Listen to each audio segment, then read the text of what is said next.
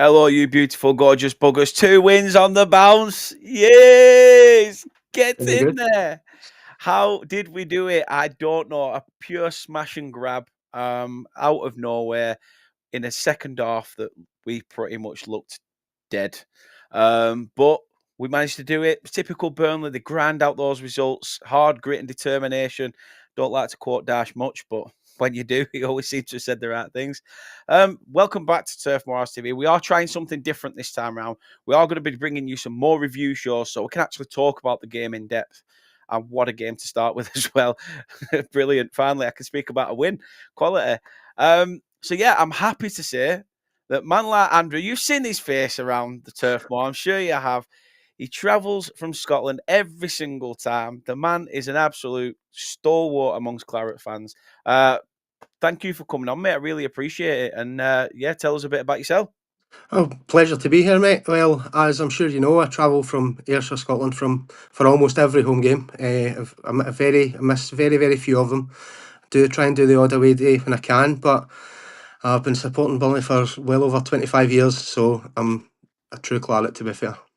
Definitely. That video that you did with the club as well, I think, just goes to show that how much you're willing to die for the cause, coming over here, like say, traveling there and back, sometimes in the same night. You madman, don't know how you do it, but seriously, I'd be like, nah, I've got to put my feet up, got to do it. Yeah, I must be mad, but we're all mad about something, aren't we? We are. Trust me, you can't say you sport Burnley and aren't mad in the same sentence. Well, that's true. So yeah, first initial thoughts then. Obviously after the Leeds game, looking at the Wolves game in general, they were on 2 points, bottom of the table.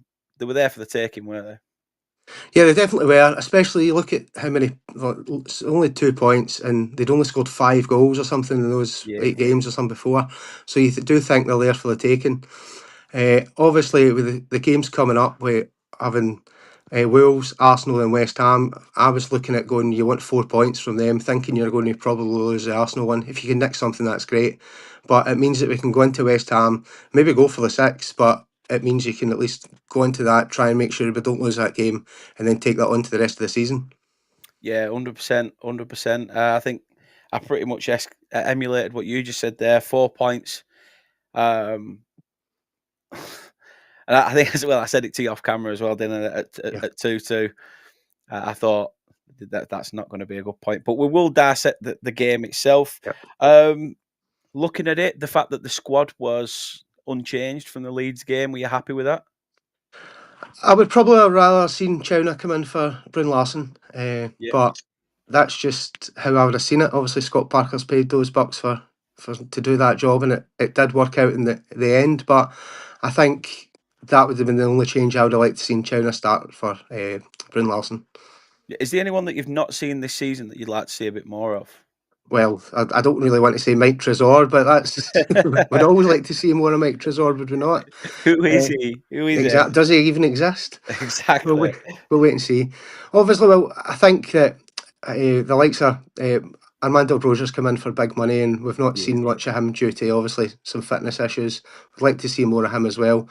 I thought when Fleming came in against Leeds, he done very well, and I think he deserved to keep his place.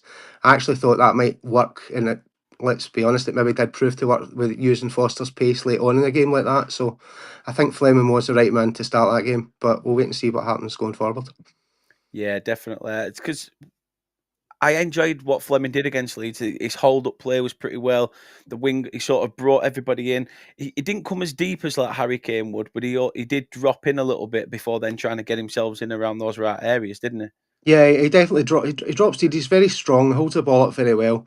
I know Foster's probably got a bit more pace, but I think in a game like that, where you want to get the ball up to the big man, get it held, and then try and get it out to the wide guys to do what to Yeah, create something that kind of worked. definitely, definitely. Right then, the game itself comes to 3 o'clock. Oh, 2 o'clock. Sorry, 2 o'clock Two on a Sunday. o'clock. You know what? I actually woke up today and I was like, I'm gonna have a lie in. It's a Sunday, and I was like, shit, it's Monday. What am I Yeah. doing? It doesn't help with the clocks going back either. An hour, so you're losing an hour's skip. But yeah, the game itself. What were you thinking before kick-off? Would you have happily took a point? I mean, any point in the road's a valuable one, isn't it? Well, as we already said, because of obviously they were only in 2 points, you're looking, can you get that win? But I think it was a let's not lose this. Let's make sure we get the point at least. And then the way it went, obviously we'll get to that, I'm sure. But it then would maybe have felt like a bad point if it went the way it looked like it was going. But as I said, we'll get to that once we get moved on. But yeah, I would have taken a point from the start. But obviously, you're after the 3 points in every week, every game you play. Yeah, definitely, definitely. So yeah, the first goal then. Something from nothing really. I mean, it was well worked, but I didn't see it coming. The fact that he's hit it first time, the crossfield ball from Hartman was just sublime. We've seen that obviously with Kyle Walker. Both like to play those, crossfield balls. But yeah, what did you make of the first goal? Because I thought he did really well to, especially to hit that first time. It's got to be up there with probably Chowner's from last week. Yeah, it's definitely up there. It's the finish that it's just the way the kind of side foot into the bottom corner. He's found at first I thought the keeper really should have done better, and he maybe should have done better Yeah, but when it's right in the corner, it's so hard to get there. But the ball from Hartman's just superb. Like superb. That's I think that's 4 assists in the last 3 games, 3 away games for Hartman. That's just unbelievable. But even before the goal, I thought we started quite well. And then we had a little blip when Twanzebe gave the ball away and gave them a yeah, chance. Gave them a chance, and then for a couple of minutes, it seemed to rock us for a few minutes. And then we took our time building up the game again, and we kind of got the upper hand again before that great ball in for Hartman. And just what a finish! Like the minute he hit it, I thought, oh, it's got a chance, but you weren't. I wasn't aware watching TV. I wasn't aware how much it was banging the corner. It was just perfect. yeah. We're inch perfect. Like I say, for me, it's the fact that he had the audacity to have that just snapshot. Yeah, well, a There's a lot of lot of. the I think the commentators commentators on said the it, didn't TV. they? They said No, the that he commentators were put all that saying, time sorry, to have a touch. they were saying have a touch or put the laces through it, but it was the composure to get the side foot Yeah, on it and just guide it into the corner, which I thought was really, really impressive, and he's done really well there. he has a first Premier League goal for Zian, and I expected the old arms to Of come out course, as yeah, they did. as you would. Um, but credit to Hartman as well, like you said there. He's quite high up on the assist table. He's done really really well this year. I think one of the main reasons, I think Alan Pace said it in the fan forum, that the players he brought in, he's told them that he wanted, I can get you. You come here and play for us, and we'll get you back into that Dutch squad. And he already is, because Yeah. he's showing those glimpses of quality that he had prior to his injury that big clubs didn't really take a punt on him for. So yeah, what have you made of Hartman this year? Because obviously a lot of plaudits go to Kyle Walker, but I think sometimes for the last couple of years we've been screaming out for a decent left back, and I think we've got one. Yeah, he's definitely went under the radar as the season started, but I think he's obviously grown a bit more, especially probably not amongst our fans, but like even the commentators were were raving about how great he was. But I think it's been clear to see he has been quality. I think the switch to the four at the back has really suited him as well. Yeah, yeah, I know sometimes the Brun Larson switches back in and it does become a five for like sometimes, but I think the four really suits Hartman. He's able to get there and he's able to look at the ball for that goal. It's just sublime, you know what I mean? But he's definitely looks as if he's going to have some talent for us going forward. yeah. I mean, the same two joined up again for the second goal. Um, I mean, before that, the pass from Cullen to pick out Hartman, who was just peeling away at the back stick. You know, Cullen's done again. We're speaking about Hartman, but Cullen's done that as well, hasn't he? That he seems to just be in those right key moments where all it takes is that one little look up, and he's picked out that that first move, knowing that it could create, the second move or an opportunity. Yeah, I heard someone say the other day, if Cullen plays well, we play well, and that's generally how that works. The Yeah. ball over in towards Hartman there, and then Hartman's just put it in a plate there for Fleming. I mean, what did you make of it? Because it got checked by VAR, didn't it? Well, And there were the, questions of a foul. How he had more hold of him than. yeah, no, right. But the way I would look at that would be if that was the other way around and we were away at Anfield or away at Old Trafford, like if we were scoring that goal away there, you know what I mean? If we were Yeah, scoring that goal away at Anfield, away at Old Trafford, that's check club getting badge. it's getting disallowed all day long. So I was a bit worried. I'm not going to lie. I thought initially I went, oh, they're just going to rule it out just because it's us. Let's be honest. Yeah, But I do think it was the right decision at the end. It was, as they called it, mutual holding. So I think they got to the right decision in the end. But you're always worried when VAR's around. yeah, it's a pain in the arse. Let's just say that. But yeah, I mean, he took his goal well, didn't he, Ian? Again, to grab his second, peels away, gets away from the defender.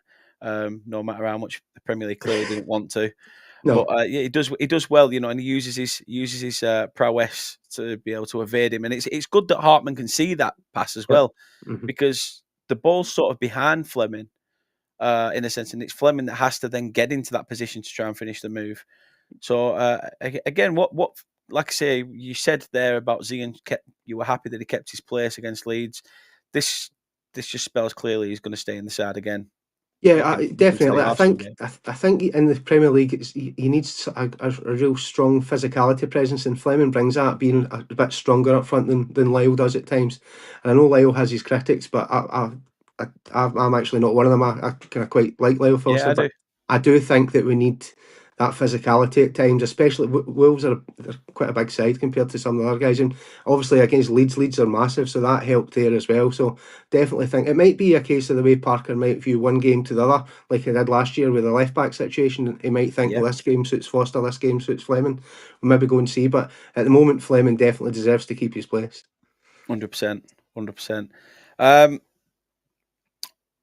I was going to say something else about that goal, and it's just completely gone. Um,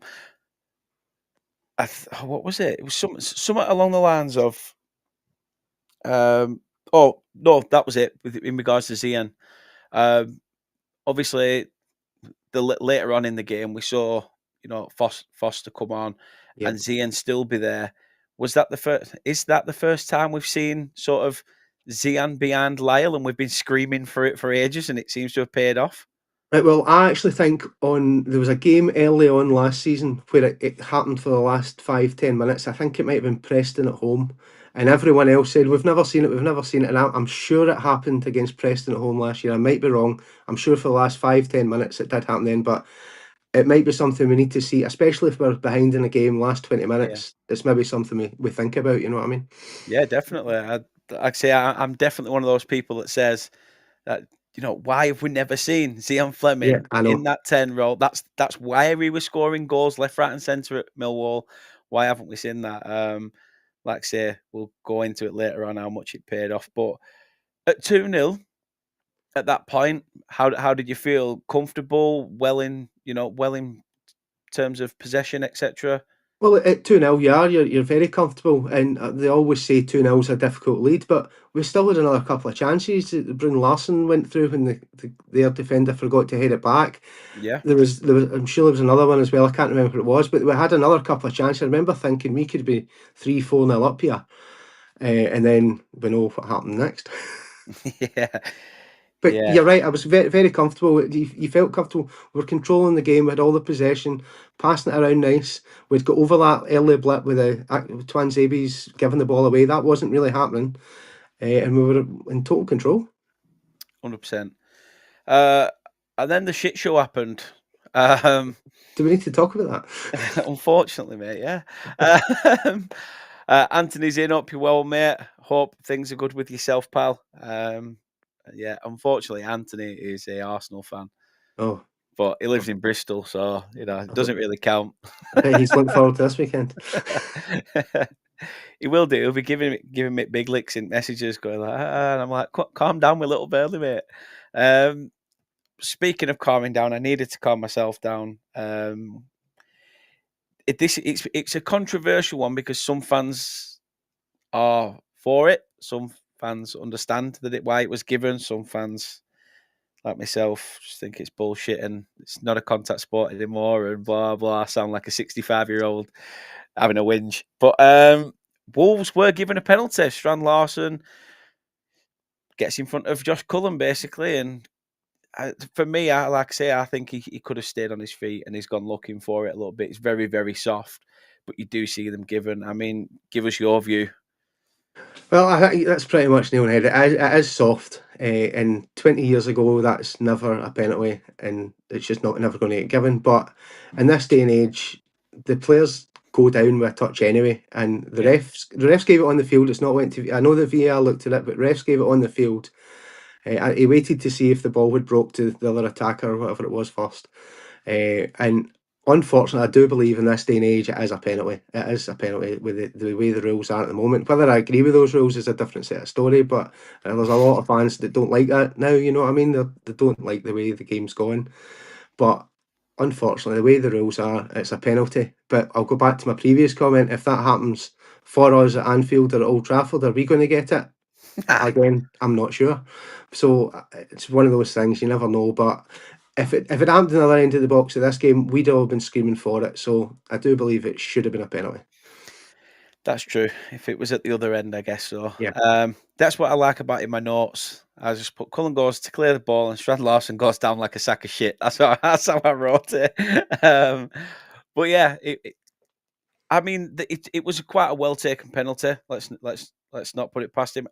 At first, I started arguing again with myself because I was like, "You can't stutter on a penalty. What are you playing at? You've just Yeah, got to hit well, it." to be fair, I did believe that was a rule, and I thought you weren't allowed to Yeah, stutter. But as he walked up to hit it, I always feel when a penalty taker's going that slow, I always fancy the keeper. And there was yeah, the whole minute before their other player was causing problems in the front of the box, and you just think the more time they wait on this, the more time it gives Strand Larson to overthink the situation, and the more time yeah. the striker generally can then miss that. So I did feel going into it, you obviously always expect a penalty to be scored, but you just felt, oh, there's a chance the Bravka could get close to this. But it was a well taken penalty, and you can't take that away from the striker. No, and then it just sort of shit hit the fan, didn't it? I don't know whether Eds went a little bit, and the equaliser came about literally not long off. I think what we're at about 35 minutes, There something was a like few. Yeah, it was a few. that. Well, I think that was that. I think the whole going into that was similar to what I said earlier about the Twanzebe at the beginning. We had Yeah, that little. They had that little, and I don't think players react well to situations like that. Always takes a few minutes after an event for our players to like, almost regroup. So after that Twanzebe thing, and I think it was the fourth or the fifth minute, for about 5 minutes, Wolves looked quite decent. They looked all right yeah, before they did. we gained control. So I then think after Strand Larsen's penalty, it took us. Well, it took us till after half time, obviously, but it took us like at that time we were just all over the place, and I don't think although like the back line has done really well last season, I know there's a lot of changes, but they're not they don't react well to big moments in games, and sometimes it takes a little while to reset and get back into the way of things. And I think that was one of the big things get into the next goal personally. Yeah, I mean, I'm saying 35 minutes. It was the It was second 40 goal. some, was it not? 45 plus 4. It was Or was it as like late as that? it was. Yeah, even the penalty were 42. I didn't realize it was that late. By Right, that no, point, no, I'd it's later sunk than I thought too as well. much Guinness. By that point, too many Guinness. Um, but yeah, Marshall Manetzi. I'll give him his due. It's a solid header at the back post. Again, going off what you said, if it was at the other end, I'd be like, wow, he's done well to get himself in there. I think Wolves as well as a whole did really well to keep that move alive because it looked like Burnley sort of cut out the Mhm. opportunity, and it's only on the second ball where we've sort of missed out. But I can't remember who the cross was. I think it was Ladislav Krejci I'm who not sort of sure.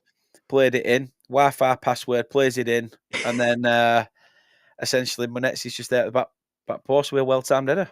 Yeah, don't get me wrong. The guy's taking it well, but the defending he shouldn't have got to that header. It should have been dealt Yeah, with before the cross came in, and then even the cross should have been dealt with a lot better as well. Dubravka's got no chance with that either. So there's just one of those, isn't it? it is. There was one other chance that's just I've not even wrote it down, but it's just come to my mind. I'm not sure if it was in the first half or not, but either way, we will be getting on to the second half in a minute. Yep. But there was one. I think it was the first half where Dubravka saved it at full stretch, and one of their players has nearly knocked it in. Yeah, that was. I think that might have been at one nil. Actually, I do remember Yeah, that. But It was either at 1-0 or just before we scored, because that might have been that whole section where I thought we were a Bit little of a bit wake up shaky. call. But yeah, definitely don't react well to situations at times of the defence, I don't think. Oh, and I didn't react well to going in at 2-2 at half time, mate, and I don't think you would have done either. I mean, what were your thoughts at half time? Were you fuming? Were you thinking maybe we could still get some out of it? How did you feel? Well, I always try and be positive. I'm always a positive fan. Think right, we can get this, and I went in thinking right. Well, we started at 0-0. It's now 2-2. We need to reset. We already got in front once. Let's do it again. But a lot depends on how you start the second half and how that goes. But no, I was always, I'm always confident we get something. So I wasn't too down at that point. No, there were chances, probably more for Wolves than for us in that second half. I think they took the game to us a little bit more. Um, I, you know, th- I felt I felt we started. I felt we started all right. We had a couple of half chances. There was it reminded me of Villa.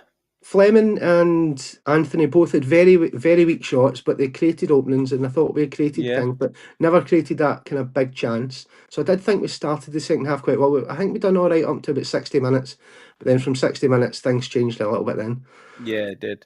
It did. My issue were, like I say, on that second half, I thought, oh, this has got a Villa thing written all over it, where we've come out on top, and then next minute, game's just changed, and we've gone all out of sorts. But I don't even think we got all out of sorts. To be fair, I think we were just trying to work Wolves out. What were they trying to do? What were their game plan? Obviously, their game plan was to try and see us off at 2-2.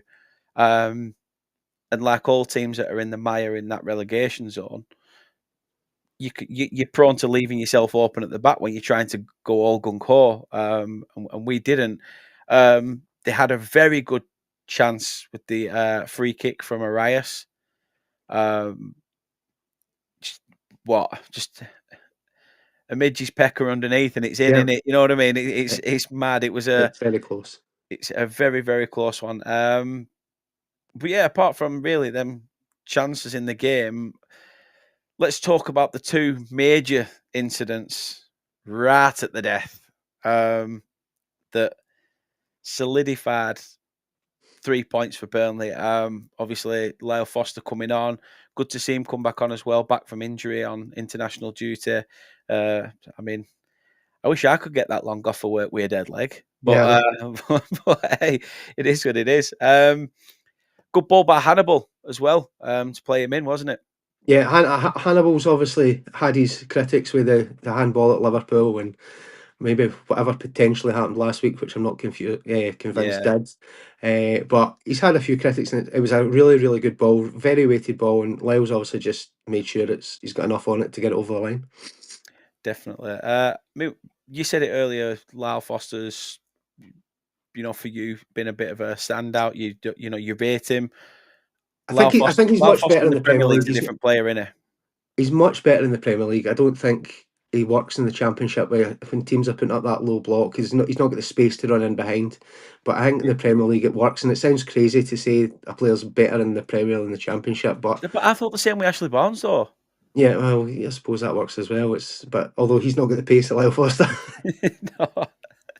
Yeah, again, after what the pace I saw Jade Nanty yesterday, I thought Ashley Barnes probably had more pace in Yeah, it. maybe. Yeah. But yeah, a good, well taken goal by Foster.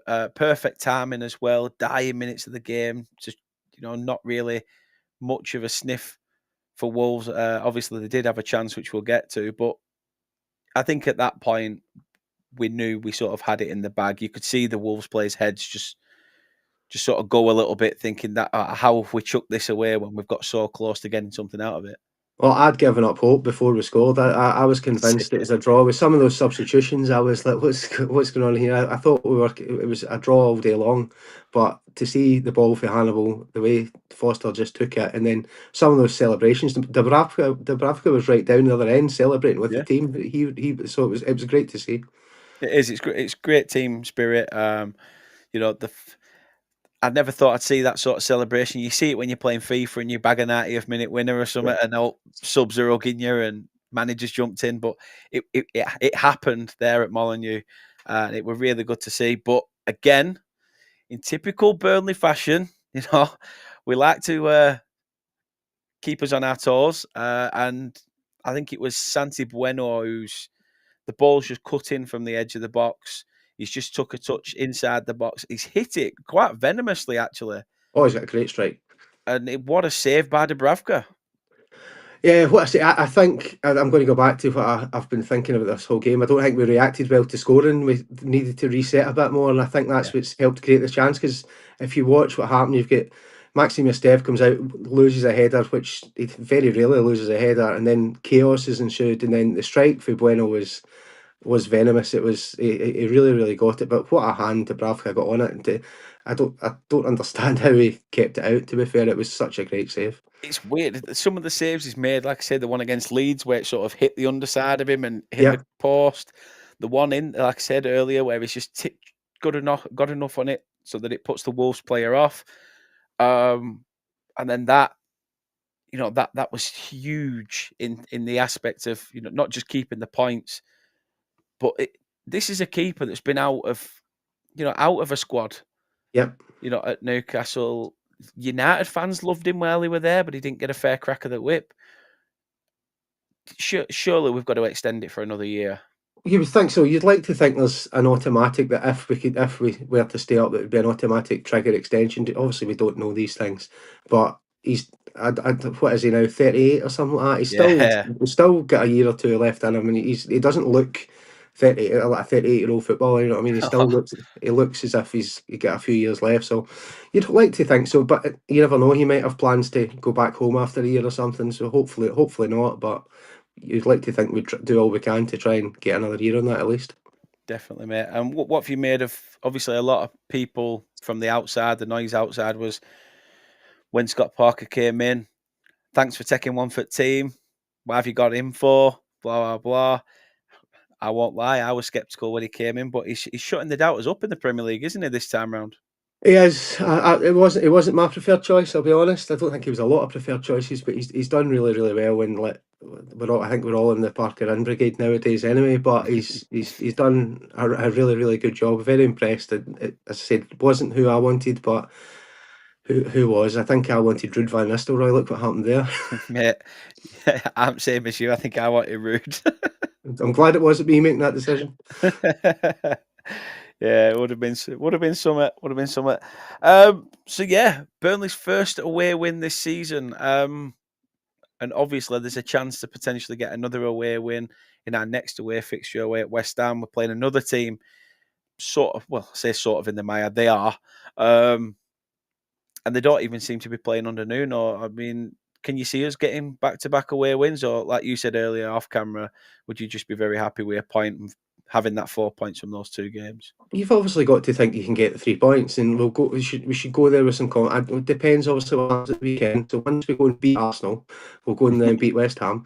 But we'll take one game at a time, as obviously the mantra used to be. But when we get to that West Ham game, we should begin in to try and get all 3 points. Let's be honest, Definitely, and we've just got to go for that.